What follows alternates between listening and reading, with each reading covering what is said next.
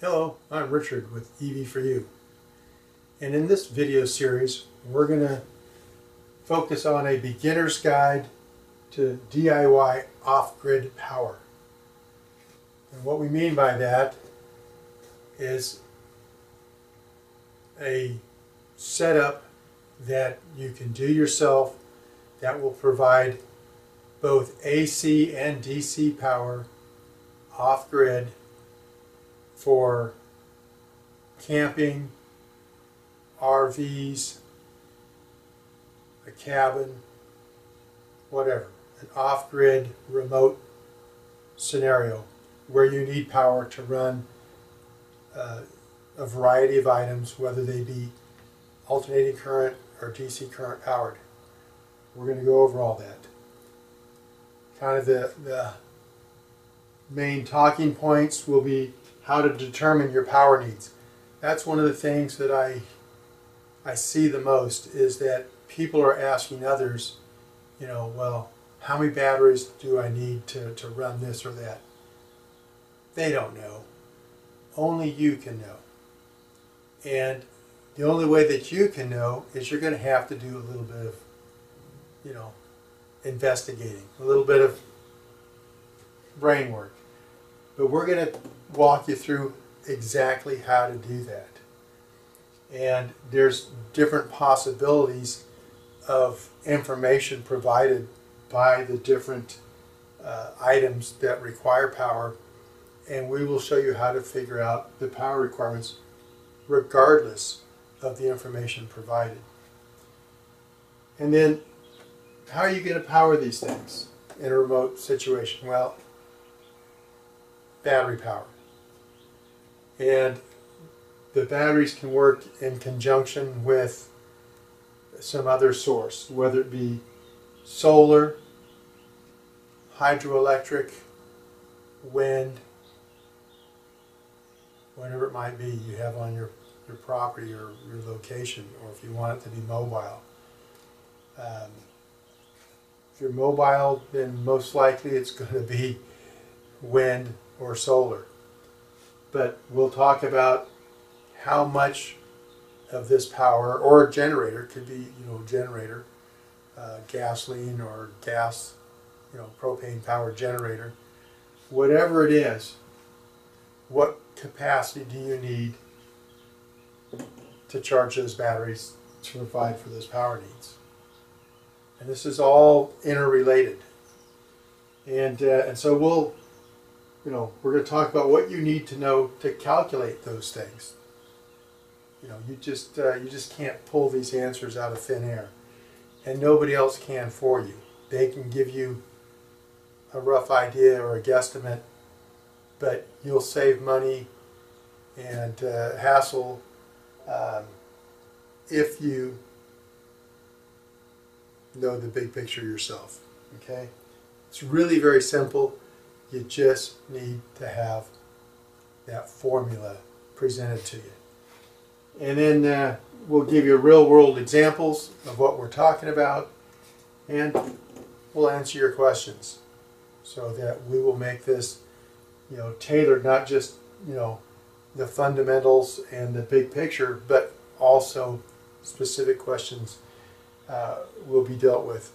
But I think this is not my first rodeo, so I think that we'll present enough that there won't be too many of these, but if there are, we're going to be happy to take care of you. So, in this first episode, we're going to talk about how to determine our power needs. And this will be, like I said, a series. I don't know how many total episodes there's going to be. It'll probably be determined by the number of questions. And if we have a lot of questions, we may have episodes that are specifically dealing with responding to those questions. But anyway, without any further ado, let's get into how to determine your power needs for off-grid power situations.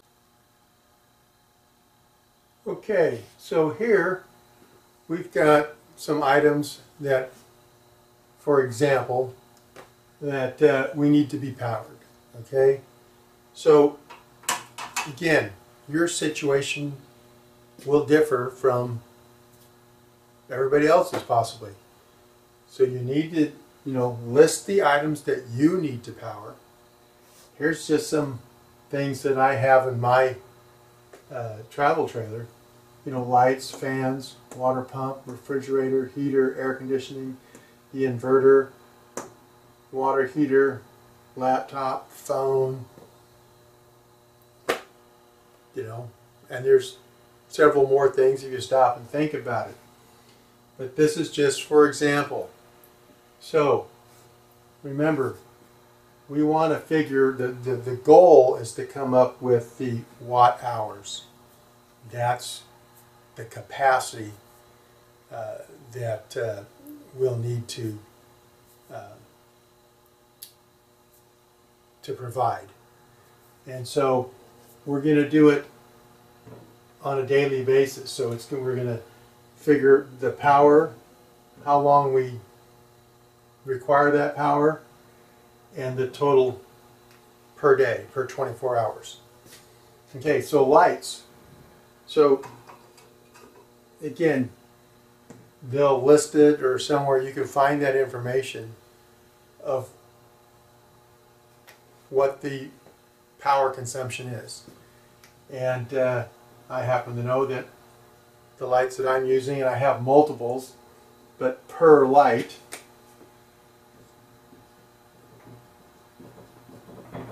it's 7.5 watts.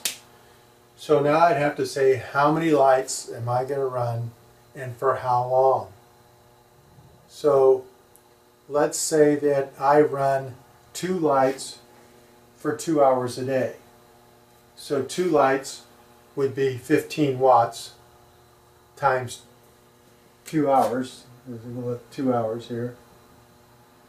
So that would give us 15 times 2, right? So that would be 30 watt hours per day. The fans. I've got 2 of them. They draw 11.5 each. Let's go with the same time frame.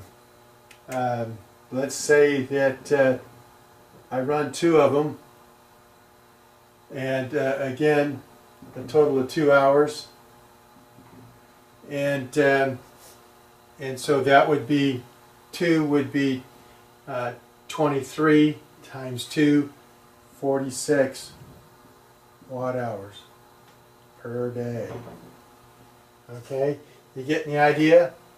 The refrigerator, and actually I have a refrigerator and freezer, and so they're going to, at the most use 60 watts, but for how long? So let's just, if you don't have any history, if you don't have a track record, you don't have something to quantify that with, you're going to have to do some guesstimating. And at this point in your energy consumption, you want to guess high so that when you provide for that higher number, you come out ahead, not behind. So let's say that the refrigerator runs half the time. The other part of the time, the compressor's off. So if my refrigerator, when the compressor's running, draws 60 watts, and say its cycle time is half the time it's running, half the time it's not, so 12 hours per day, that would be 720 watt hours per day of energy that my refrigerator would be using. And in my case, I have a refrigerator and freezer, so I could just double that. The heater. Say you run the heater for an hour in the morning. So you've got 1 hour run time. That would be 540 watts per day. Air conditioning. Say you run it 4 hours per night. That would be 1980 watt hours. Okay, the water heater, it runs less than an hour a day, but we'll just put 1 hour. So that's 1600 watt hours per day. Now my laptop, I didn't see anything that said how many watts, which is perfect because I wanted to be able to use the example of if you don't have the watts provided, you can figure them, okay? All you need is volts and amps. So in this case, the charger for it says that it pulls 0.17 amps at 110 volts. And watts, remember, is volts times amps. So we're going to take the volts, 110 volts, times 0.17 amps. That tells us that it's going to use 18.7 watts. And how many hours a day am I going to use the laptop? Let's say, times 4. So that's less than 80. I'll just say 80 watt hours. Okay? So now you get the idea. So then once you get to that, we would total it up. And so let me total that up and be right back. What other items on your list, you would figure them out, and you get the idea. So based on this example, we need 4,996 watt hours per day. So 5,000 watt hours per day. Commonly expressed, we would say that we're using 5 kilowatt hours per day. Kilo equals 1,000. So we're using 5,000 watt hours per day. So in our next episode, we'll talk about what we need to provide for that kind of energy. And regardless of what your number comes out to be, you want to be able to meet that, okay? And that's what we're going to talk about. We're going to talk about, again, it's going to be energy over time when we sit down to figure out how many batteries we need. And so, again, it'll be a whole episode by itself because it's not just cut and dry. There are considerations. There's battery types. There's different voltages, so forth. And we're going to talk about that in our next video. So I hope you'll join me. I hope you subscribe. I hope you're getting something out of these. And if you have any questions, remember down there on the other side of this, put them in the comments below and we'll save up those questions and we'll do an episode, or maybe I'll just add it to an episode, depends on the question and how lengthy the response, so forth. But anyway, or it might be covered in an episode, as just the course of things being covered.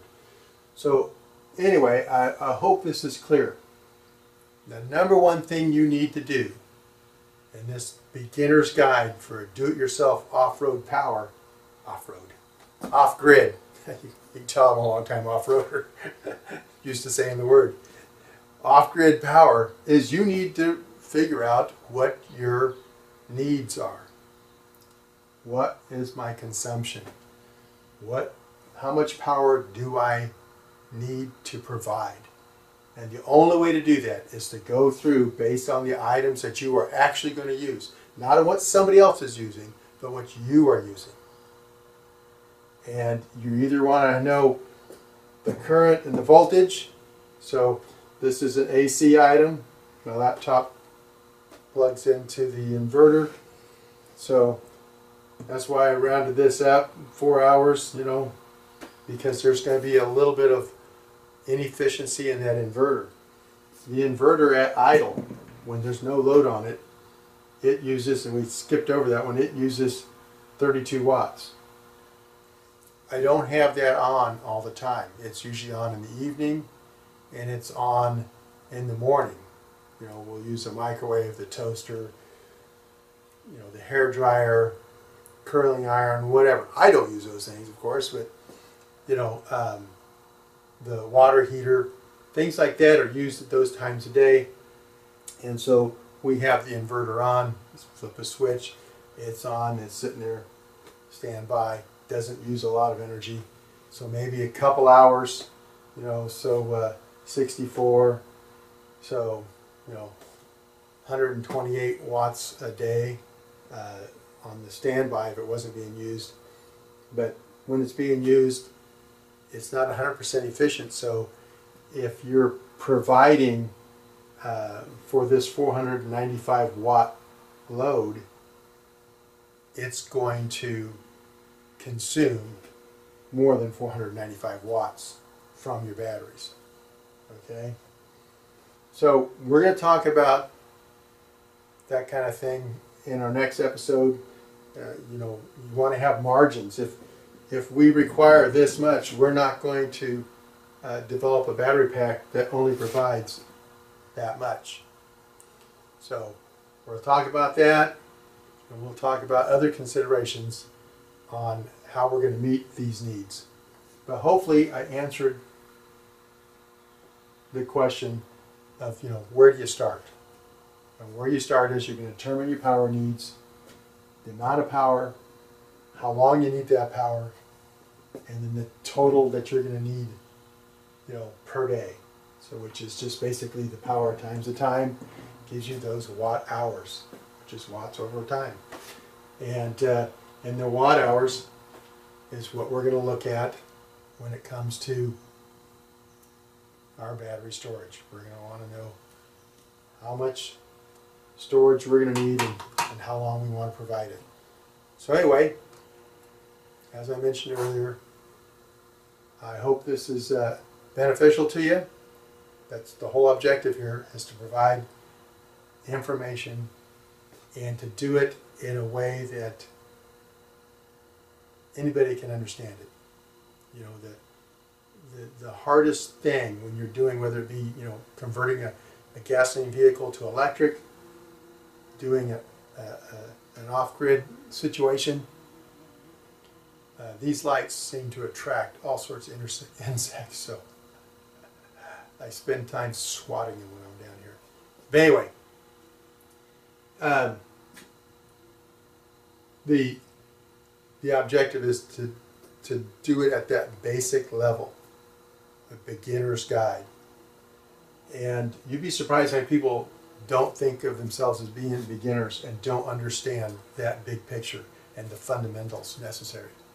So anyway, thanks for watching. Hope to see you next time.